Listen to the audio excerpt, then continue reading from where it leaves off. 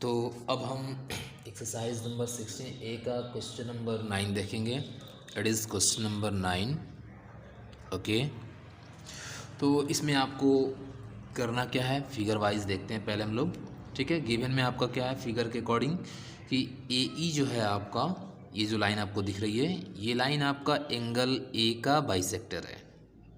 Bisector आपको बताना नहीं पड़ेगा, यानी कि यह लाइन इस एंगल ए को दो इक्वल पार्ट में डिवाइड कर रहा है। ठीक है, सेकेंड गिवन क्या है कि सी एफ जो है आपका वो एंगल सी का बाइसेक्टर है। ये जो आपको सी एफ लाइन दिख रही है, यह C F line angle C को बाइसेक्ट कर रहा है, यानी कि एंगल सी को दो इक्वल पार्ट में डिवाइड कर रहा है।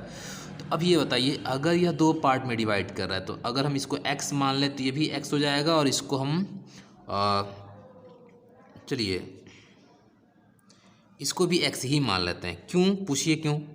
क्योंकि आपको पता है कि एंगल ए और एंगल सी दोनों आपस में इक्वल होंगे। क्यों? क्योंकि ये पैरेललोग्राम है और पैरेललोग्राम के अपोजिट एंगल्स एक दूसरे से इक्वल होते हैं। ठीक है, तो अब देखिए यहाँ पे अगर आपका एंगल ए इक्वल हो रहा है एंगल सी से, तो इसके बाइसेक्टिंग एंगल भी तो आपस में इक्वल होंगे। और जब आपका यह पार्ट इस वाले पार्ट से इक्वल हुआ, तो किसी भी क्वाड्रिलेटरल के जब अपोजिट एंगल्स इक्वल होते हैं तो वह क्वाड्रिलेटरल आपका पैरेललोग्राम ही हो सकता है। क्या हो सकता है?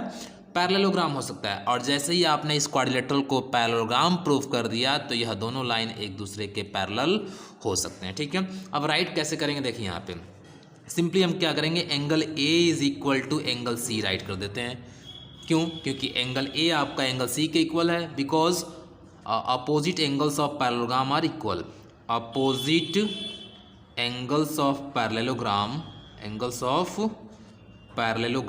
आर इक्वल, क्योंकि पैरेललोग्राम के अपोजिट एंगल्स एक दूसरे से इक्वल होते हैं।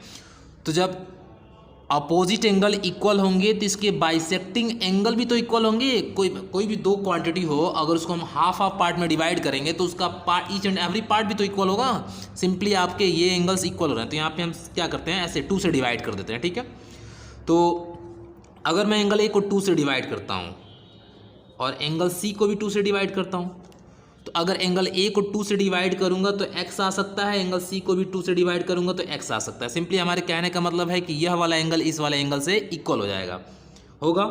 तो जब यह एंगल आपका इससे इक्वल हो रहा है, यानी कि अपोजिट एंगल्स इक्वल हो रहे हैं, तो जब अपोजिट एंगल्स इक्वल हो रहे हैं तो यह क्वाड्रिलेटरल जो आपको दिख रहा है, ये वाला क्वाड्रिलेटरल, ये क्या हो सकता है, आपका पैरेललोग्राम हो सकता है। देयरफॉर